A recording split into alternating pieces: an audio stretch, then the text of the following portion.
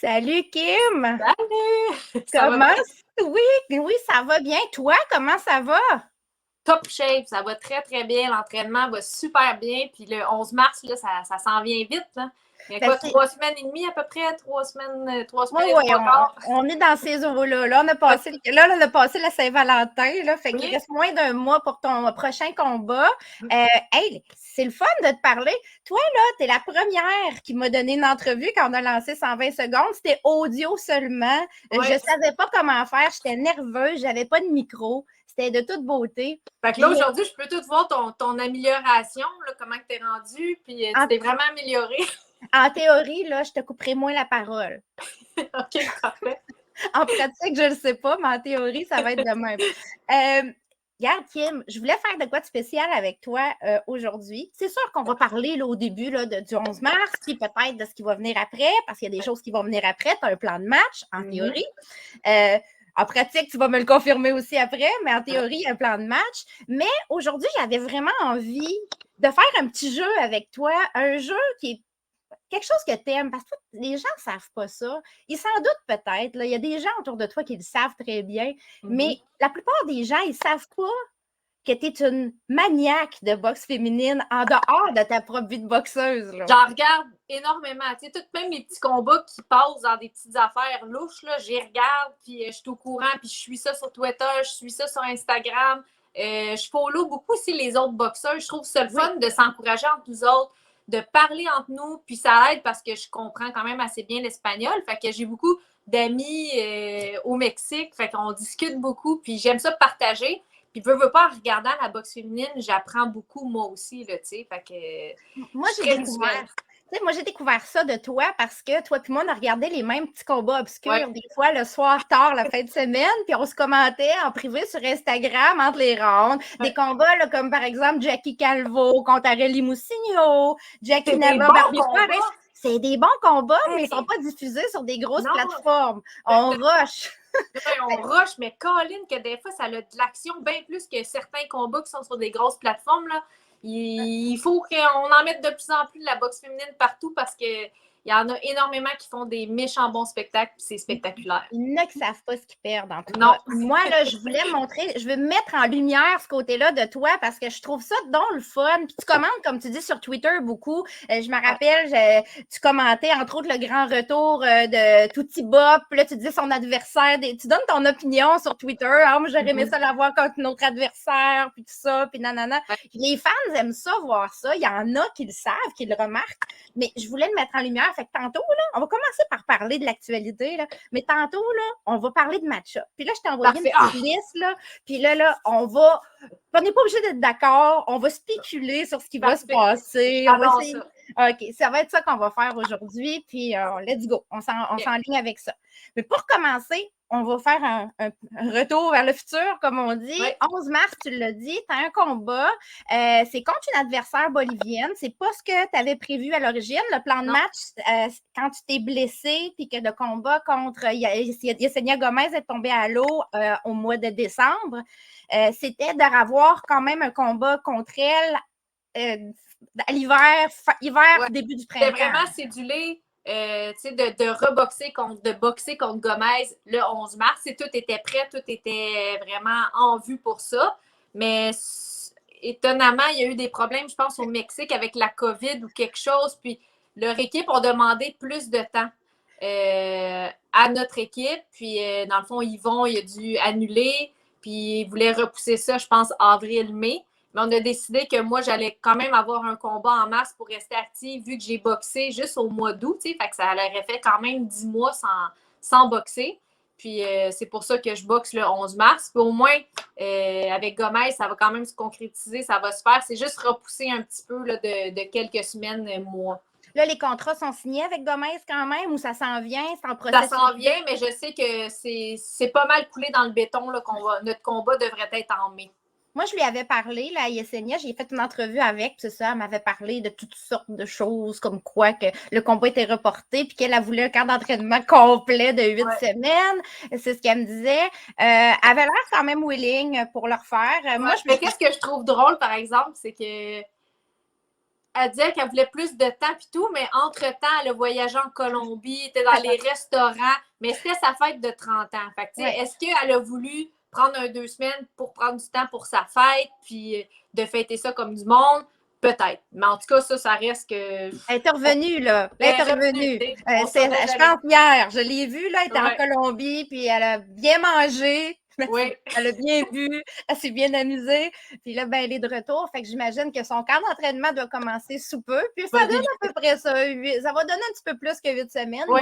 Ça y donne le temps. Là. Ça y donne le temps de se préparer. Mais toi, tu vas déjà être prête parce que tu te prépares depuis longtemps. Moi, je me prépare depuis longtemps. Puis j'aurais pas pris trop de poids, moi, par contre. Ça, c'est ça qui est le fun. Le 11 mars, je vais boxer à 108 livres. Fait qu'après ça va juste être de maintenir, puis pas trop manger. Fait que moi, je suis contente. Si elle a mangé et elle a pris main du poids, bonne affaire, elle va perdre. Elle a du poids à perdre, elle. Moi, j'en aurais pas. Elle va rusher un petit peu plus. Là, ton adversaire, c'est Mariela Ribera Valverde, selon ce que j'ai vu, ce que j'ai su. Là, c'est sûr que on s'entend que ce n'est pas une adversaire de calibre championne du monde. Il y a des gens qui vont critiquer. On sait comment ça marche avec le matchmaking. Toi, le but de ce combat-là, c'est de rester en forme, de rester active, de tester le retour après la blessure. C'est un peu ça? Oui, c'est vraiment ça. Puis, tu sais, c'est une fille quand même... Non, elle n'a pas boxé contre personne. Je ne suis pas gênée de le dire, puis c'est comme ça. Mais c'est quand même une fille qui a 8 knockouts dans ses 11 victoires. Puis j'ai vu des combats d'elle. C'est quand même une fille qui est agressive. Elle a un bon jab. C'est pas une tout croche. C'est pas une fille qui va se lancer n'importe comment puis qui va lancer. C'est une athlète. Puis j'ai regardé aussi sur son Facebook. C'est une fille qui fait des compétitions de fitness, qui travaille dans le sport. Elle fait de la course. C'est une athlète qui aime faire du sport. Donc, tu sais, physiquement, c'est une athlète. Je dis pas qu'elle ne sera jamais championne du monde à la boxe, ça, c'est certain. Mais pas à prendre à la légère dans le sens que c'est une fille qui est intelligente, qui connaît le sport, qui connaît la nutrition. Elle va arriver préparée. Elle a une belle musculature. Elle a juste 35 ans quand même. Elle a 17 combats professionnels. Puis quand même, c'est un combat qui va être bon pour aller pratiquer tout ce que je fais au gym dernièrement. Puis me garder active sans prendre nécessairement trop de risques non plus, vu que je vais être en championnat du monde environ 6 semaines après, là, tu sais. C'est ça que je voulais savoir. Dans le fond, toi, tu as un but avec ce combat-là. C'est pas juste de rester en forme et tout ça. Tu veux pratiquer des choses. Puis en ce sens-là, tu n'as pas besoin d'avoir une championne du monde ou une future championne du monde en avant de toi. C'est sûr que quand on sait qu'une boxeuse est peut-être un petit peu plus faible, même si tu dis qu'elle est en forme, c'est une personne qui, tu sais, c'est une boxeuse quand même, c'est une athlète là, qui est en forme. Oui, exactement. Puis un seul coup peut tout changer en boxe. Hein. On sait, une mauvaise journée, ça peut arriver à tout le monde. Toi, est-ce que ça reste quelque part dans ta tête quand tu t'en vas à la boxe ou c'est tout le temps business as usual quand tu montes dans un ring? Quand tu sais que ton adversaire est un petit peu plus faible, mettons, que Maria Soledad Vargas, par exemple, la dernière, qui était vraiment quand même de très bon calibre. Là on arrive avec quelqu'un qui est peut-être moins de calibre, qui est peut-être un petit peu plus comme certains adversaires que tu as eu dans le passé. Toi, est-ce que tu te prépares différemment en fonction de ça? Est-ce que ton plan de match va être différent? Est-ce que tu fais plus attention ou tu ne peux pas te permettre de faire plus attention, tu donnes en ligne? Non, je vais pas mal en ligne. Je dirais que, tu sais, des fois, les gens, mettons, vont avoir un préjugé, surtout quand l'adversaire n'est pas nécessairement de calibre comme nous. Mais moi, ma job dans ce temps-là, c'est de leur montrer qu'ils ont raison, les gens, de penser ça. Dans le sens que, elle est dans le ring avec moi, mais je veux leur montrer la différence de calibre. Je veux pas m'abaisser à son niveau, là, tu sais. Je veux pas faire une guerre, puis finalement, c'est un combat serré, puis tu sais, je veux vraiment, moi, je suis de calibre pour devenir une championne du monde. Puis toi, selon ta fiche, selon ton expérience, on pense que non. Mais je veux vraiment le prouver, tu sais, que tu n'as pas ta place dans le sens, dans le même ring que moi. Je veux montrer c'est quoi la coche entre l'élite puis le quelqu'un général. Qui est moins average, tu sais, c'est ça. Ça, c'est ma job de le faire, tu sais. Puis, tu sais, elle est dans mon passage vers mon championnat du monde. Elle va arriver ici en n'ayant rien à perdre. Puis des fois, quelqu'un qui n'a rien à perdre, ça peut être dangereux. Fait qu'on fait toujours attention, ça reste qu'un coup de poing, c'est un coup de poing aussi. Donc, je vais être vigilante, mais y montrer qu'elle n'a pas d'affaires dans le même ring que moi.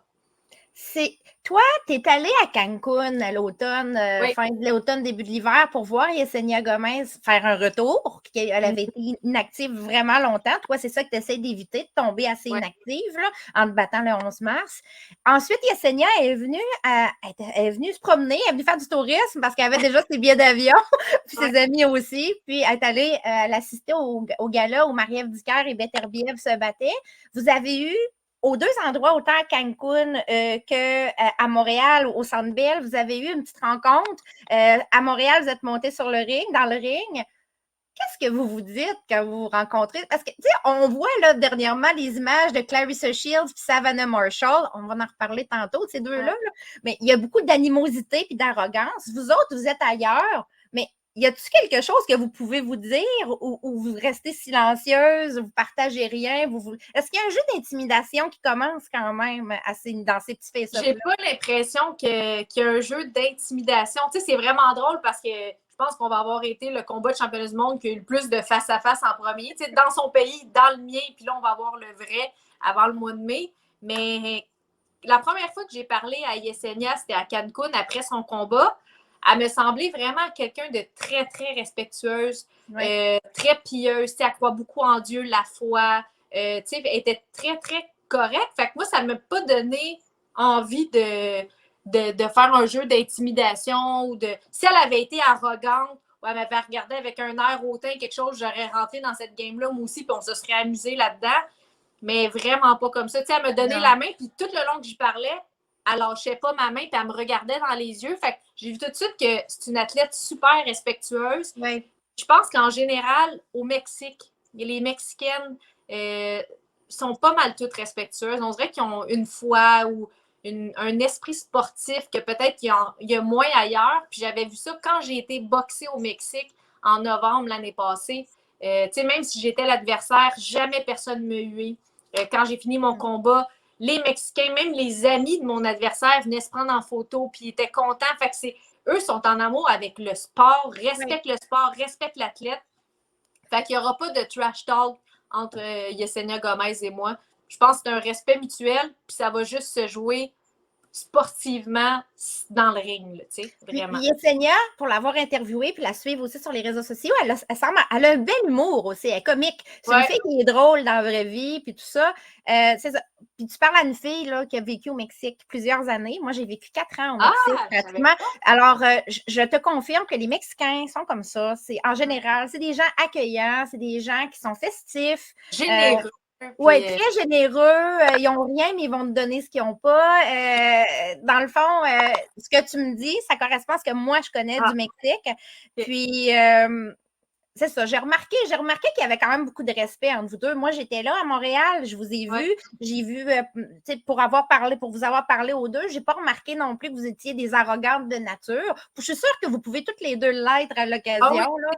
Je sais que elle aussi, si j'y avais manqué de respect, elle aurait réagi différemment, mais on s'est comme pas manqué de respect. C'était pas. Je pense que ça ne fait pas tant partie de notre personnalité, là.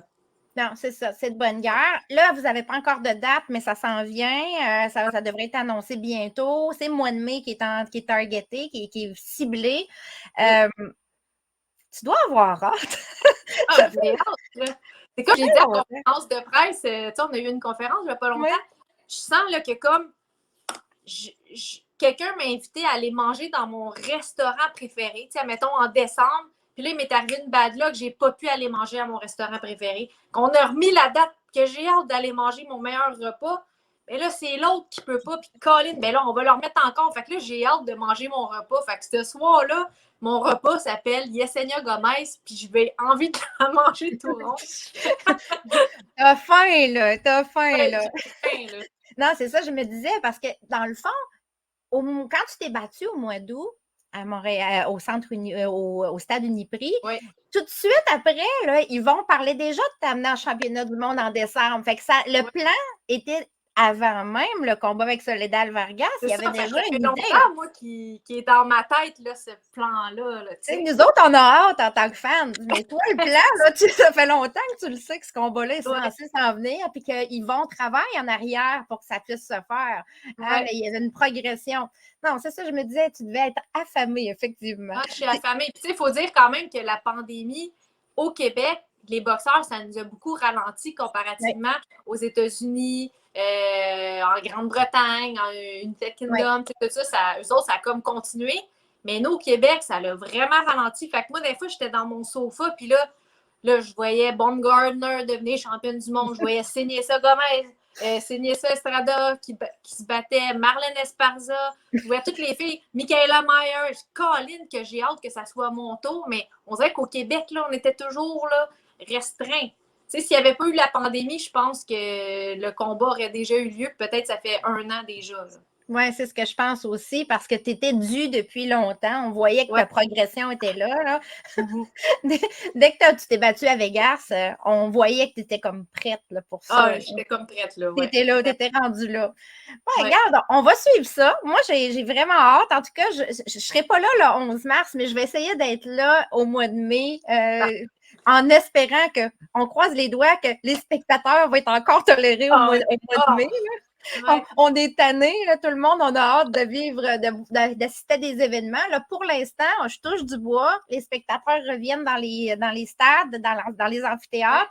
Tu devrais avoir une foule autant au mois de mars qu'au mois de mai. Qu'au mois de mai, oui. Puis je le souhaite vraiment parce que veut pas, tu sais, boxer devant les fans, hein, ça donne tellement de l'énergie. Puis il n'y a rien qui peut, qui se compare à ça. Là. Une salle vide, tu fais ta job quand même, tu boxes quand même, tu fais ce que tu as à faire, mais le monde dans le public, là, ça fait vraiment la différence dans l'ambiance. Tu l'entends-tu, la foule, vraiment? Dans le fond, cheerer, vous encourager? Mais pas spécifiquement ce que les gens disent, mais une genre d'énergie là, qui est contagieuse, puis ça donne de l'énergie au bout, là, ça, c'est certain.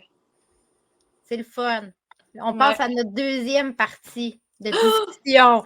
On va parler de boxe. Écoute, là, je vais faire de quoi là, à la Laurent? Écoute, je vais mettre des j'ai réussi.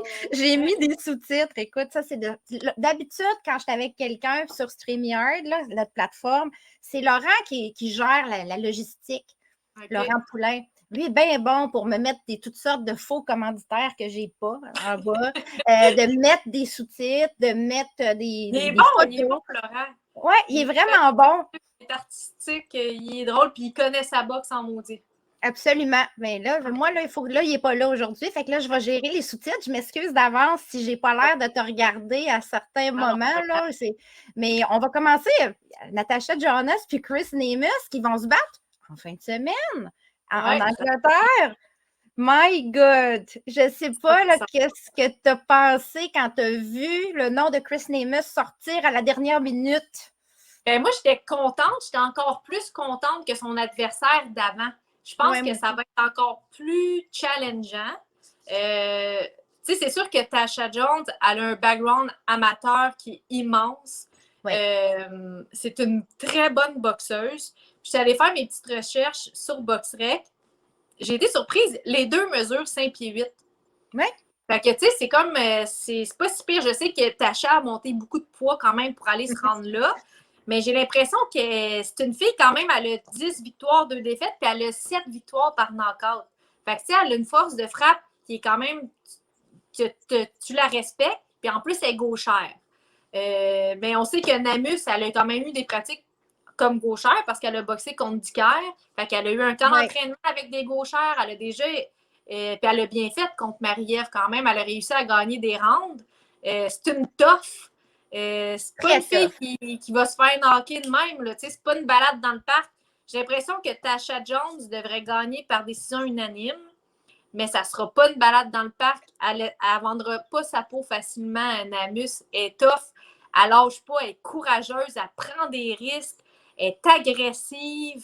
C'est pas la meilleure techniquement, mais elle est en avant de toi et elle est là pour te déranger. Fait que Elle a longtemps, c'est ça, elle a longtemps été la deuxième meilleure. Là, elle est tombée inactive parce que ça fait une éternité qu'elle n'a pas boxé. Ça va jouer contre elle parce que moi, j'y ai parlé à Chris Nemus. Je lui ai parlé quand ça a sorti jeudi, là, la nouvelle, jeudi matin. Mais fait que moi, je lui ai envoyé un petit message parce que je la connais un peu. Puis elle m'a dit, j'ai dit, quand est-ce, Chris, que tu as su ça? Que tu allais avoir ce combat-là? Elle me dit, mardi soir. J'ai su ça. Puis, elle dit, mercredi matin, c'était sanctionné. Fait qu'elle l'a su, dans le fond, elle a su que c'était sanctionné mercredi. Jeudi, c'était annoncé. Puis, le combat, c'est samedi de la semaine Dans le fond, c'est même pas 10 jours d'avance. C'est ça. Puis, c'est une inactivité quasiment de deux. Mais au moins, quand même, je la suis sur Instagram, puis elle est dans le gym. Ah ouais, elle est fight ready, là. Je trouve qu'elle a une meilleure shape, là, physiquement, que depuis longtemps que je ne l'ai pas vue comme ça sur les réseaux sociaux. Tu sais, une belle shape, elle a l'air en forme. Je voyais qu'elle faisait de la musculation, elle faisait du sparring. Fait qu'au moins, je suis contente que c'est pas. Elle n'était pas dans le divan chez eux. Là, tu sais, elle est quand même prête. Puis elle a essayé, Kim, d'aller chercher le combat contre Marie-Ève Dicker. Moi, elle m'avait dit ça. Elle m'avait dit, j'aurais aimé ça, moi, aller voir le combat contre Marie-Ève Dicker au mois de décembre. Elle dit, moi, je suis vaccinée, j'ai mon visa, j'ai même plus d'argent, c'est facile de négocier avec moi. Elle dit, elle est prête, là. Elle dit, je suis prête, là. Mais il y avait déjà une adversaire de choisi, dans le fond, là, Cynthia Lozano. Mais elle, si je ne me trompe pas, là, elle avait même contacté le groupe Yvon Michel. Elle voulait donner son nom, elle était là, je suis prête. Je veux aller me battre. Comment qu'elle avait hâte de recommencer à se battre. Moi, allez-moi contre Marie-Ève. Je l'ai déjà fait une fois, je vais le refaire. Mais là, ça va être contre Natasha Jonas. Je trouve ça quand même bizarre comme décision de la part de Natasha Jonas, par exemple. Je comprends, l'opportunité est là. La ceinture WBO vacante de Shields est là. Il n'y a pas beaucoup de filles dans la catégorie. Ça fait que, tu sais, il n'y a pas beaucoup de filles là. Elle avait une opportunité contre Ewa Piatkowska, la Polonaise, qui ne pourra pas faire son combat finalement à cause de la COVID. Là. Je pense qu'il y a des restrictions COVID qui l'empêchent de voyager en Angleterre.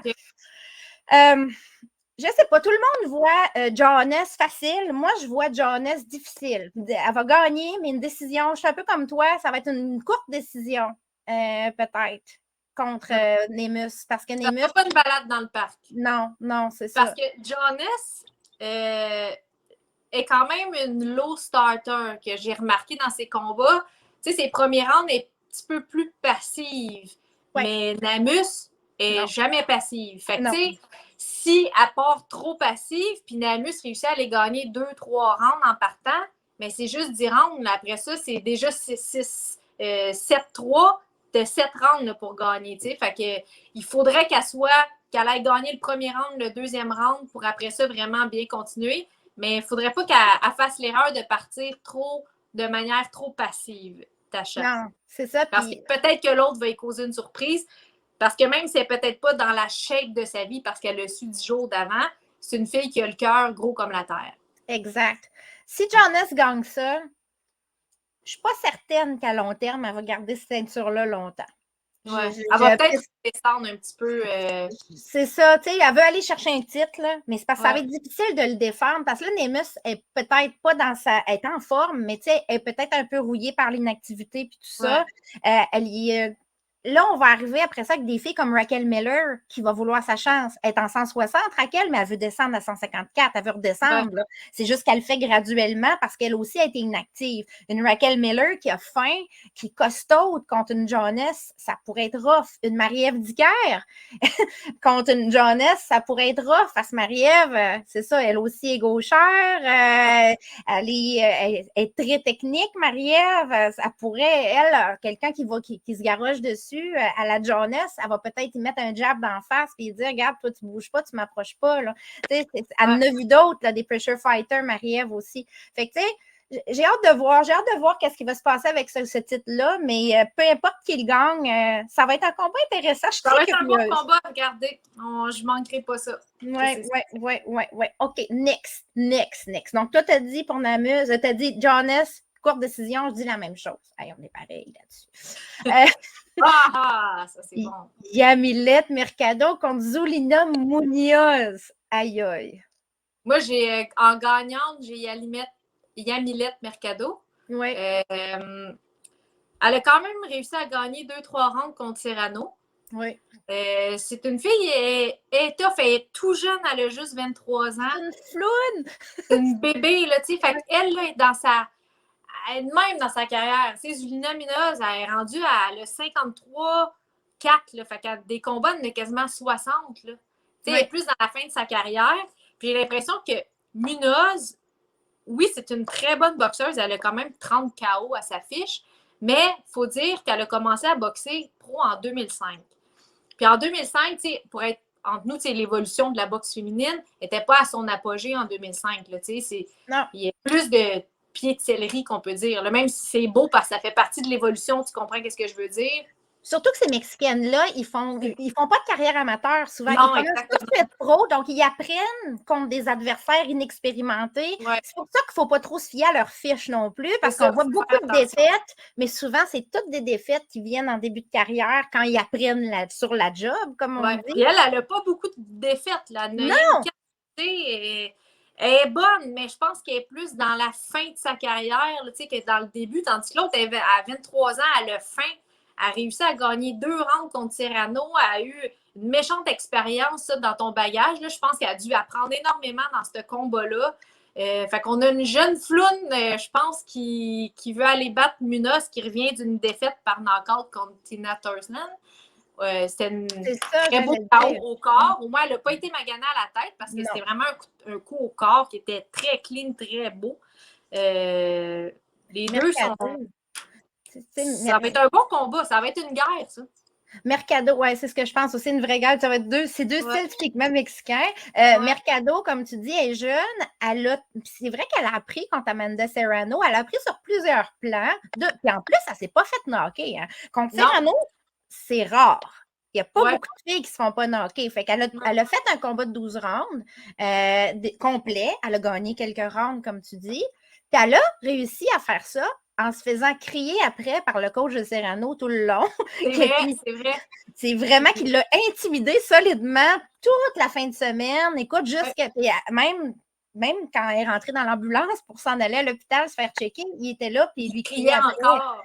Il a été suspendu pour ça dans l'État. Je pense qu'il était, je ne me rappelle plus dans quel État il était, mais il y a une fédération qui les a. Il y a une commission qui l'ont suspendu pour 6 mois.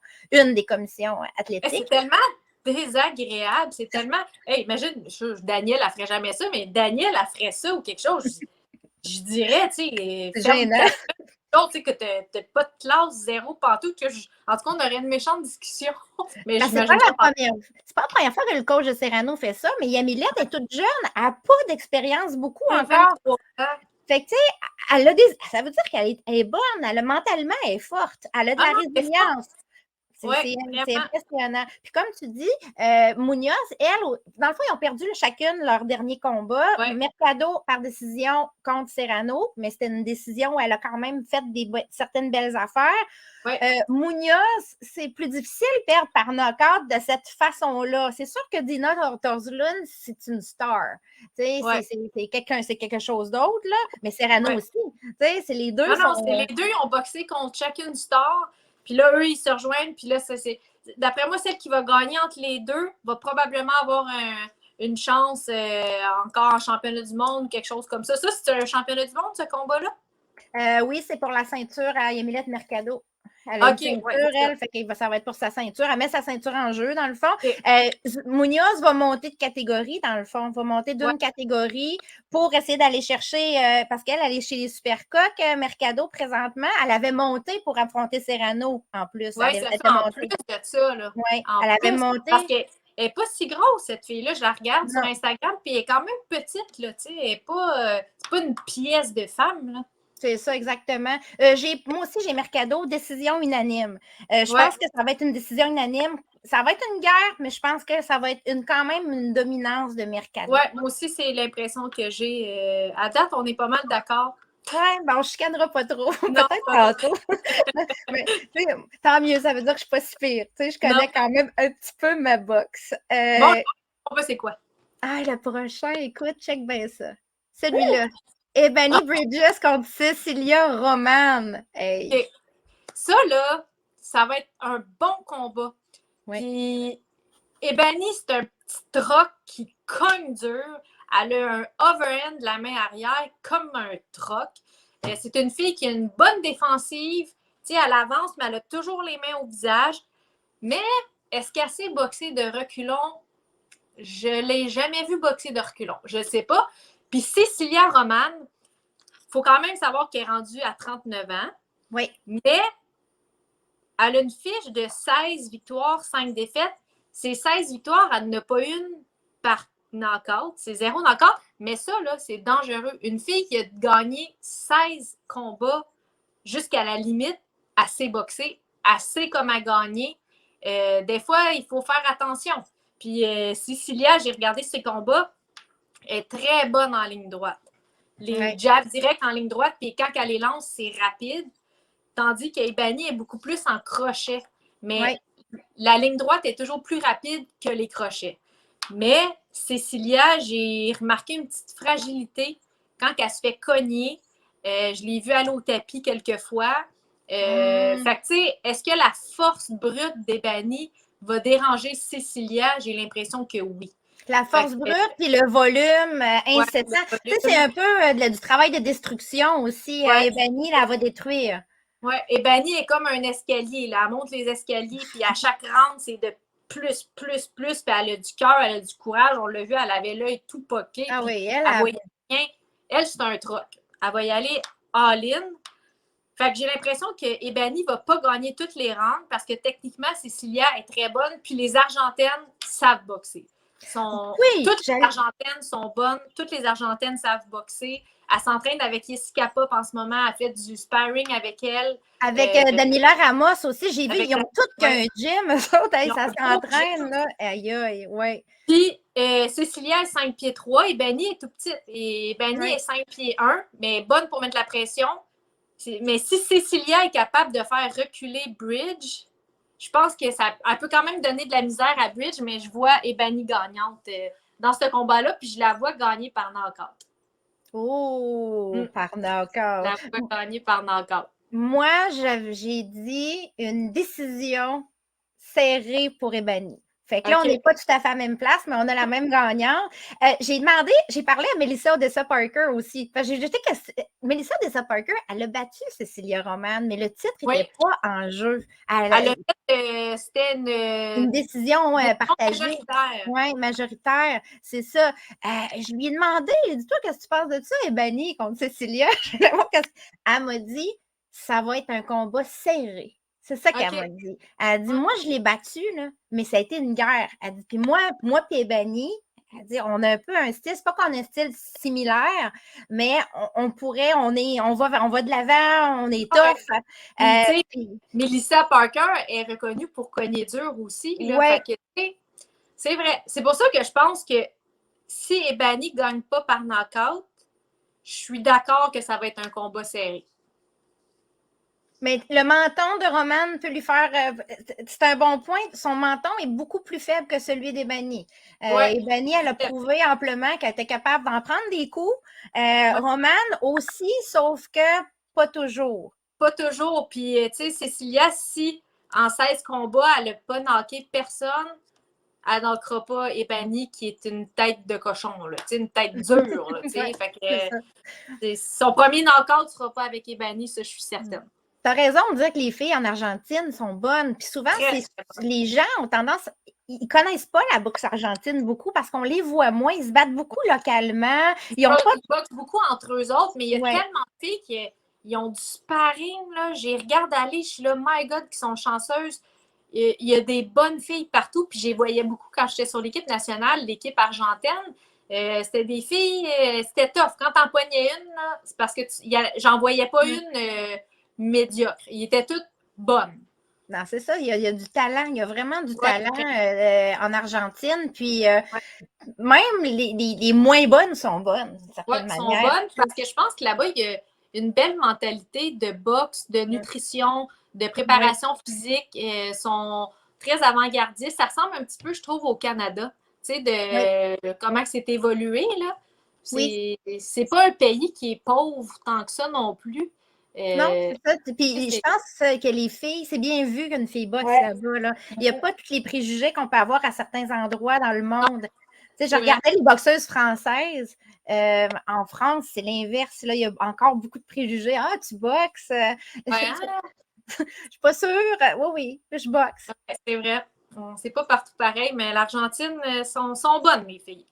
Terry Harper Oh, et Terry Heather Harper. Hardy. Qu'est-ce que tu penses de ça, ce match-up-là? Terry Harper va l'avoir assez facilement contre Heather Hardy. Moi, c'est mon impression. C'est sûr que Terry, c'est un petit peu rapide, je trouve, de retourner contre Heather Hardy tout de suite. Tu sais, il ne faut pas oublier, Terry, elle a eu une blessure à la main brisée, une opération. Elle est revenue rapidement contre Baumgartner. Elle s'est fait passer le KO.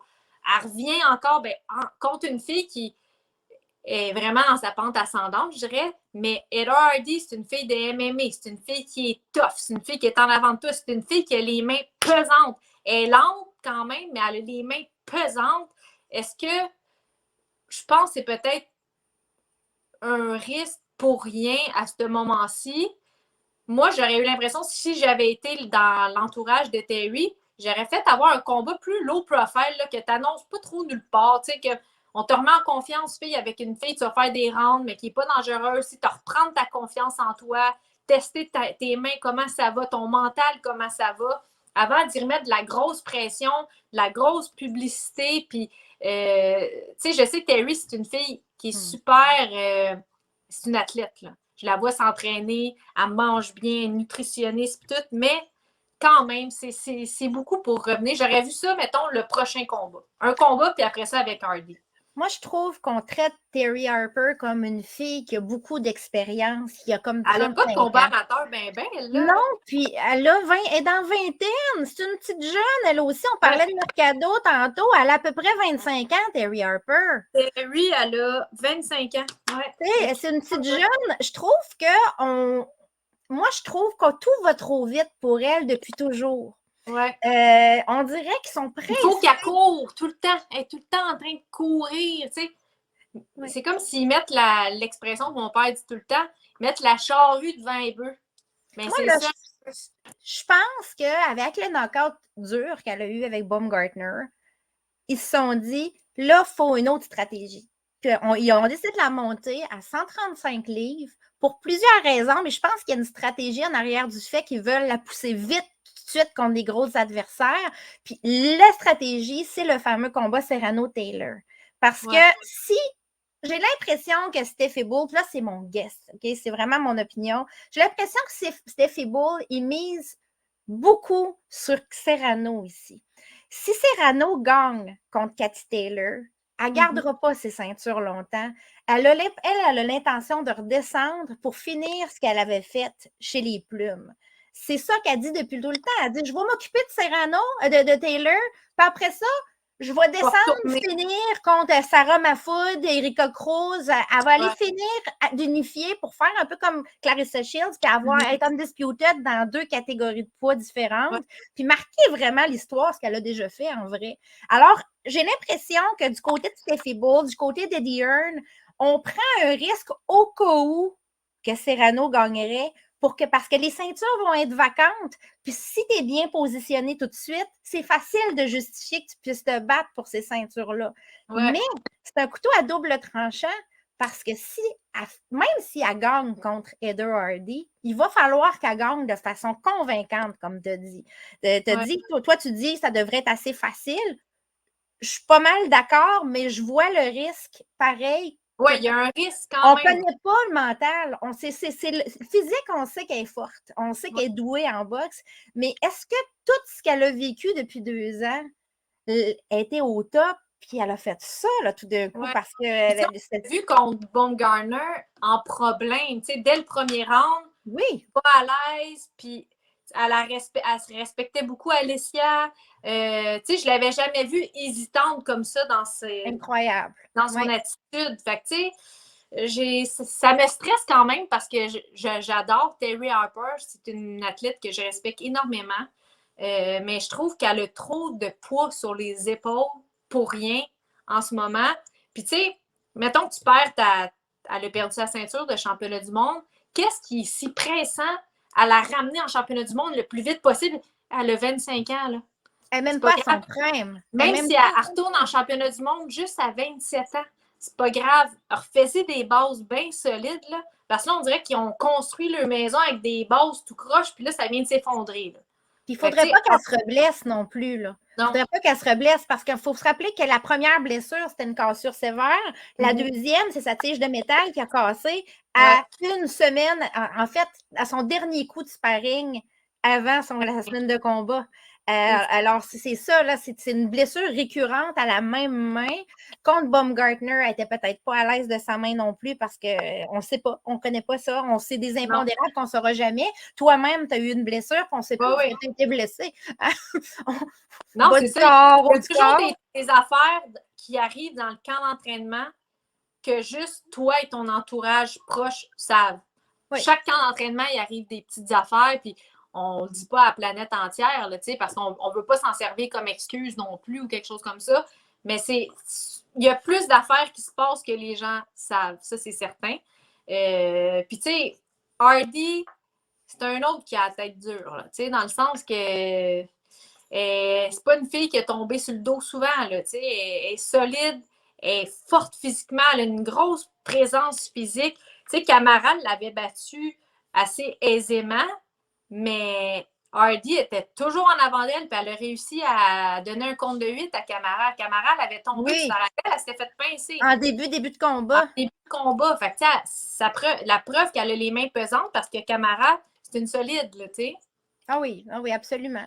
Il y a une décision unanime pour Harper, mais j'ai hâte de voir de quelle sorte de boxe qu'elle va nous sortir. J'ai hâte de voir comment elle va réagir. Parce qu'après un knockout comme ça, mentalement, un athlète, tu peux juste le savoir comment il va réagir en combat. Fait que, on va le voir. Absolument. À suivre. Sandy Ryan contre Erika Farias. Ah, ça va être bon en maudit. Ça, là, c'est le combat. Parce que, tu sais, Sandy Ryan, elle a juste 3 combats professionnels. 2. Elle a 2 ou 3 combats. Elle en a 3. 3 combats professionnels, dont 2 par knockout. Mais tu sais, en 3 combats, on n'a pas tout vu son arsenal quand même. Puis ça, on ne l'a pas vu dans le trouble, on ne l'a pas vu avec une adversaire coriace en avant d'elle, comment qu'elle va réagir. Tu sais, elle a quand même un bon background amateur, ça c'est sûr. Mais c'est pas pareil, tu le sais, tu l'as vécu. Amateur pro, c'est pas le même monde. C'est pas même ça. Farias, ça en est une autre, une Argentine qui sait boxer, qui a gagné des rounds contre Michaela Mayer. Elle a boxé contre. Elle a battu McGee, elle a boxé contre Person, elle a gagné des rounds. Contre Bustos, elle a gagné des rounds. Elle a battu. Elle a gagné des rounds contre Cecilia. Elle a perdu une décision majoritaire contre Jessica McCaskill aussi. Exactement. Fait que, tu sais, c'est une fille qui a tout vu. Puis contre les meilleurs au monde, elle a réussi à gagner des rounds. Fait que Sandy Ryan, parce qu'elle a fait 2 beaux knockouts, là, mais c'était contre des filles d'Europe de l'Est typiques des débuts de carrière pro. Des journey women que j'appelle, Alexandra Vujovic, puis tout ça, c'est des journey women. Elle a quand même battu Christy Bavington pour son début pro, qui est quand même une boxeuse correcte, Christy Bavington. Sauf que, comme tu dis, c'est très rapide. Mais encore là, je vois l'intention d'Eddie Hearn. Il y a un tournoi Road to Undisputed en cours chez les 140 livres. Il y a un combat qui va avoir lieu à l'été entre Kelly Reese puis Chantel Cameron. Clairement, Sandy Ryan, elle veut avoir un next. À la fin de l'année, elle va avoir une chance. Sauf que, tu sais, c'est-tu un petit peu trop rapide? Je ne le sais pas, parce que je sais que Sandy Ryan, ça va devenir une future star. Là. Ça va être une star. Elle l'est déjà, parce que ces knockouts qui ont été vus et revus et partagés et revus parce qu'ils étaient spectaculaires. Il faut faire attention. Ça, c'est un couteau à double tranchant. C'est beau. Il en faut dans la boxe féminine, mais là, il faut qu'elle livre la marchandise vite contre Erika Farias.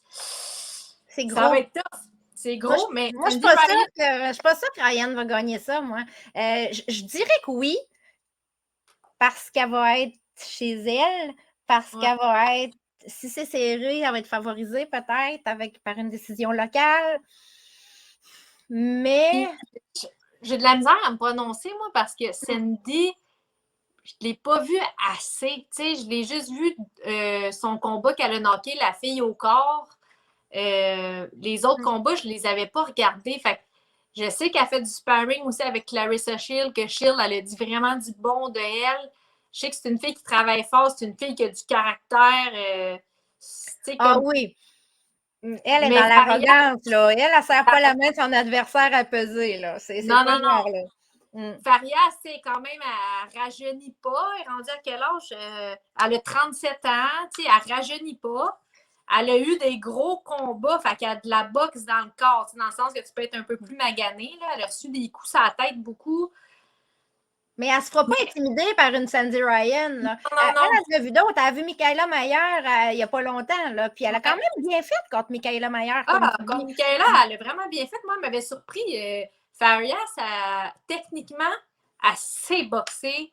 Ryan, elle l'aura vraiment pas facile. Moi, je pense que ça peut être une décision majoritaire pour Ryan. Très, très serré. Une courte décision, en tout cas. Il va y avoir quelque chose. C'est le combat, je dirais, que j'ai le plus hâte. Un des combats que j'ai vraiment hâte. Elle va peut-être nous surprendre, puis elle va knocker Faria. Ça se peut. Je vais juste prendre mon chargeur, je vais le mettre là. Mais Ryan, elle va être quelque chose, la petite. Absolument, absolument. À suivre, à suivre, à suivre. Elle a quel âge, elle? 27, je pense. Fin vingtaine. Elle a passé pro, comme à 26 ans, l'année passée. OK. Fait qu'elle a quand même eu une bonne carrière amateur. Oui, c'est ça. Elle a quand même de l'expérience amateur. Puis elle est rentrée vedette tout de suite. Gros contrat chez Matchroom en partant. Fait que, tu sais, elle a la machine Matchroom en arrière pour avoir à peu près les combats qu'elle veut. Hein. S'ils veulent en faire une vedette, ils vont se la jouer à la Terry Harper puis la monter vite. Mais on l'a vu avec Harper, ça peut être dangereux. Est-ce que ça peut être dangereux aussi avec une Sandy Ryan? Je sais pas. C'est un couteau à double tranchant, cette affaire-là. Absolument. J'ai pas le choix d'enlever ma lumière. Je sais pas si tu vas bien me voir. Ben oui, je vais te voir pareil. Parce que. Non, ça devrait être coupé, ça. Il nous en reste pas long, il nous en reste 2. J'aime ça, là! Je savais que tu aimerais ça. C'est pour ça que j'ai dit, on va faire ça de même cette fois-là. J'avais vraiment envie de jaser, de match-up à venir. Bon, tu me vois pareil, ouais. Oui, je te vois très bien. Hey, Cathy Taylor, Amanda Serrano. Oh mon Dieu! Là, en plus, Daniel, la semaine passée, elle m'a dit, Kim, on s'achète-tu un billet puis on s'en va voir ça directement là-bas?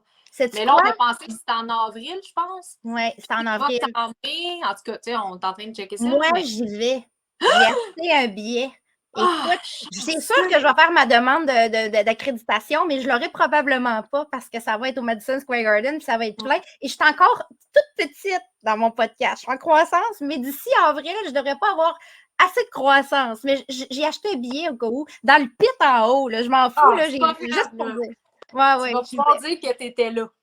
Oh yes! Fait que je voulais y aller. Ça là, j'ai ma feuille là. Tyler, 175 combats, 12 défaites chez les amateurs. Moi, chez les amateurs, c'était mon idole. Katie Taylor, c'est une fille pas arrogante. Quand elle regardait là, au pesée ou dans la cafétéria, au championnat du monde, puis tout, parce que des fois, je la croisais, elle regarde à terre. Tu sais, comme elle longe quasiment les murs. Tu sais, pas. Tu penses pas que c'est une championne du monde, une championne olympique quand elle croise, là. Tu penserais jamais que c'est une méga star non plus, mais elle a toute qu'un fanbase en arrière d'elle. Fanbase, elle, là, ça va être plein, 20 000 personnes. Elle va vendre des tickets.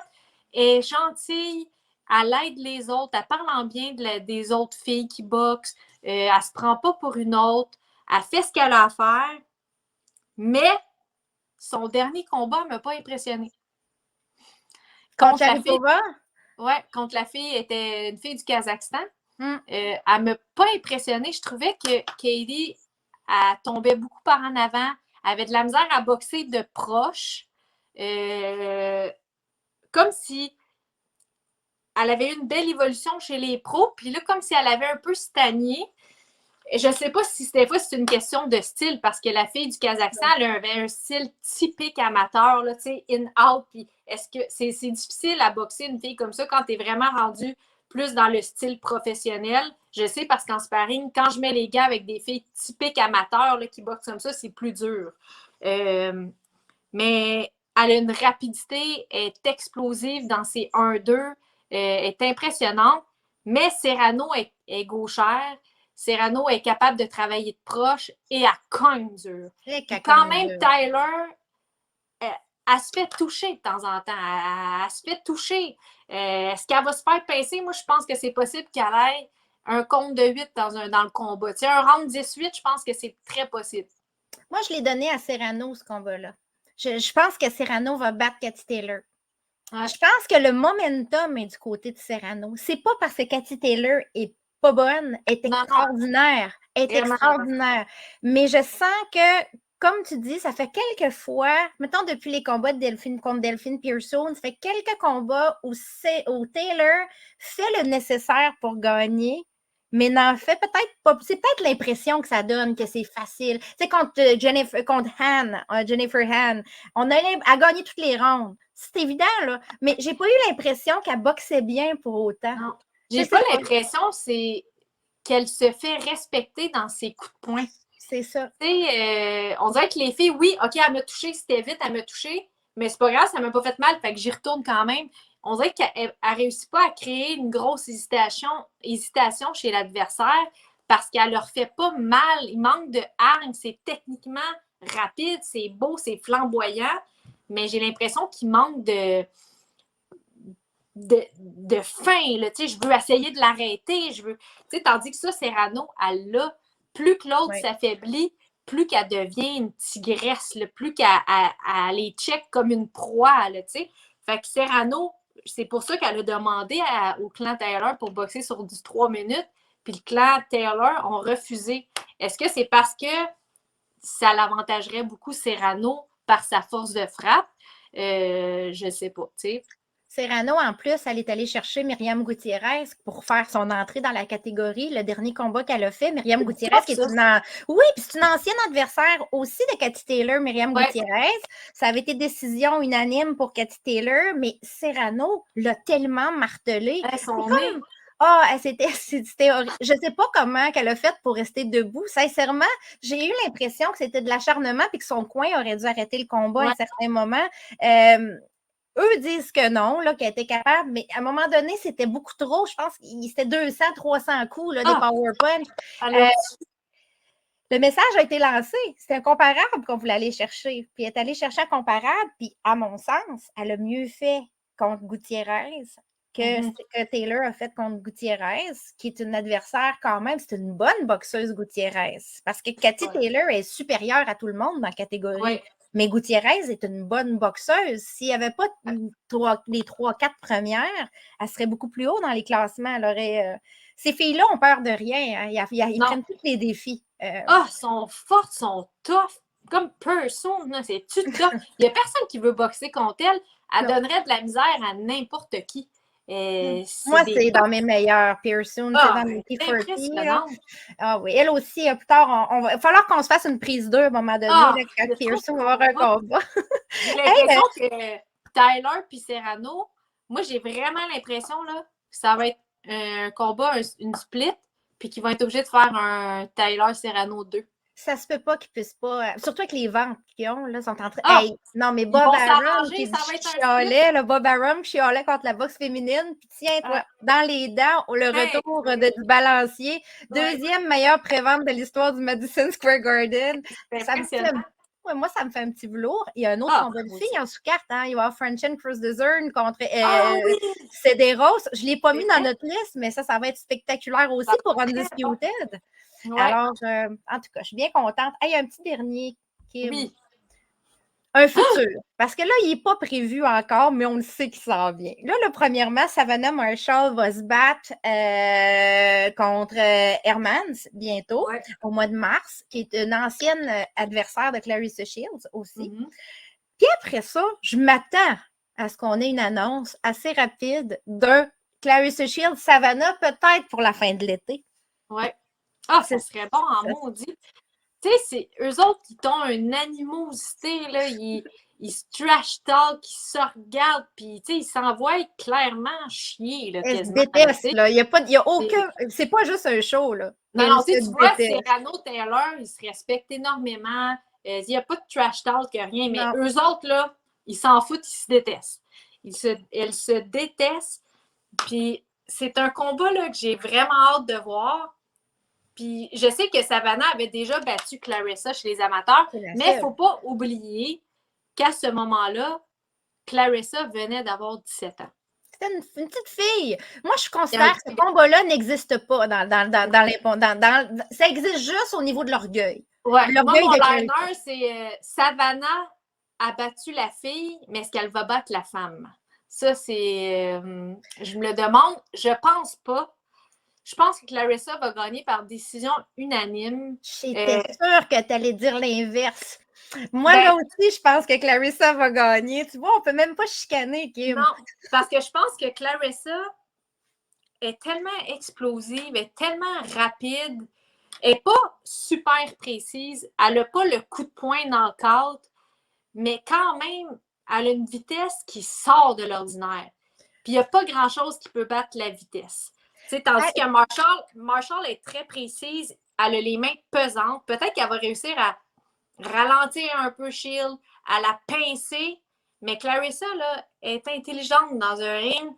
Elle est rapide, là, elle a une fibre explosive qu'on voit vraiment rarement, puis encore plus rarement chez les femmes.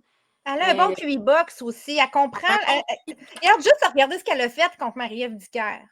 Marie-Ève Dicker est une excellente boxeuse, là, qui a paru vraiment moins bonne, très ordinaire. Elle a paru très flat contre Clarissa parce que Clarissa l'a fait paraître flat. Ouais. Mais dans la vraie vie, Clarissa étant pas là, Marie-Ève peut se battre puis être fière d'elle contre n'importe qui d'autre. Mais oui. C'est juste, c'est le même principe avec Emma Cousine. Emma Cousine est une bonne jeune boxeuse talentueuse qui a paru comme une débutante contre Clarissa Shields. Elle est capable de faire paraître les bonnes très ordinaires. Yes! Tu sais, Marshall, oui, elle a 9 knockouts. Quand même, il ne faut pas y enlever dans le fond qu'elle a knocké Marie-Allen Burke. Mais Marie-Allen Burke avait 43 ans. Oui, exactement. Anna Rankin, quand même, qui avait quand même des défaites. Elle avait 6 défaites, je pense. Anna Rankin, mais... Elle est bonne, Anna Rankin, mais elle n'est pas aussi bonne que Marie-Ève, mettons. Moi, c'est comme ça que je les vois, là. Tu sais, c'est pas pour mal parler, mais dans cette catégorie-là, il y a quelques bonnes, le reste sont très médiums. Puis il y a pas beaucoup de jeunes qui s'en viennent, mais ils commencent, il y a 1 ou 2 combats. Dans 2-3 ans, là, la catégorie va être plus forte, mais en ce moment, il n'y a pas beaucoup d'adversité. Oui, entre les bonnes, mais il n'y a pas beaucoup de gros challenges. Penses-tu, toi, que Clarissa, elle aurait pu bénéficier, elle, de plus de knock-out si les rounds étaient de 3 minutes? Parce que moi, je la vois, j'ai l'impression que même si elle n'a pas un style de one-punch knockout à la Savannah, qui est capable de le faire en 2 minutes, effectif, j'ai l'impression quand même qu'elle a une frappe assez lourde malgré tout. C'est juste qu'elle n'est pas aussi lourde que, mettons, Maïva Amadouche ou Amanda Serrano. Je pense que Clarissa, c'est sûr que le 3 minutes, ça l'avantagerait parce qu'elle a vraiment un style, là, pro, un style professionnel. Puis après plus prendre son temps puis décapiter son adversaire, on peut dire, parce qu'elle est tellement vite, je pense pas qu'elle ferait des gros knockouts spectaculaires, mais quand même les déborder, puis c'est le ref qui arrête le combat. Je pense que ça, on en ferait beaucoup plus en 3 minutes parce que les filles, ils seraient plus fatiguées, puis on s'entend-tu que de tolérer cette vitesse de frappe-là dans ta face, 10 rounds, 3 minutes, c'est longtemps. Les filles trouveraient le combat très long. Admettons qu'elle gagne Clarissa Shields. Moi, c'est mon guess. J'ai dit décision unanime de Clarissa Shields. Tu as l'air de penser à peu près la même chose. Quoi qu'on ne sait jamais, ça pourrait être un knock-out de Savannah aussi. Mais plus le combat va être long, plus ça va avantager Shields. Parce que Shields a l'expérience des combats longs, a l'expérience des adversaires coriaces aussi, ce que Savannah n'a pas. Ça va peut-être, à un moment donné, il va peut-être avoir une forme d'essoufflement. Admettons qu'elle gagne, là, Shields. Qu'est-ce qu'elle peut faire de plus après ça? À 26 ans? Je ne sais plus qu'est-ce qu'elle pourrait faire. Elle aurait tout fait. Tu sais, est-ce qu'elle pourrait monter de poids, d'aller chez les... Elle l'a déjà fait. Elle a déjà été à 160, je pense, ou à 160, à 168. Ouais. Parce qu'il me semble qu'elle a fait les débuts avec contre Frenchin Cruiser, elle était à 160. Elle a fait ses débuts avec elle à 168, je pense. Oui. Fait qu'elle pourrait remonter là et essayer d'être undisputed à 168. Elle est devenue championne du monde à 168. On y a trouvé un défi. Sinon, elle pourrait simplement dire je prends mon temps tranquille puis je m'en vais en MMA. Puis même si je n'ai pas commencé comme Holly Holmes, jeune, à faire du jiu-jitsu puis tout ça, je vais prendre 2-3 ans pour être bonne. Puis après ça, je vais revenir au top puis je vais tout gagner. Oui, c'est vraiment une possibilité. Puis, en tout cas, ça se peut aussi que ce combat-là, on aille un Claressa Savannah 2. Si ça fait un combat serré, parce que quand même, Claressa, tu t'en rappelles, Anna Gabrielle, elle avait pincé Claressa avec un uppercut. Yes, est-ce que Savannah, qui a quand même un œil du tigre, elle voit clair, on dirait qu'elle a des loupes, là, elle sait où frapper, puis elle est très, très précise. Est-ce qu'elle va réussir à pincer Claressa? C'est très possible.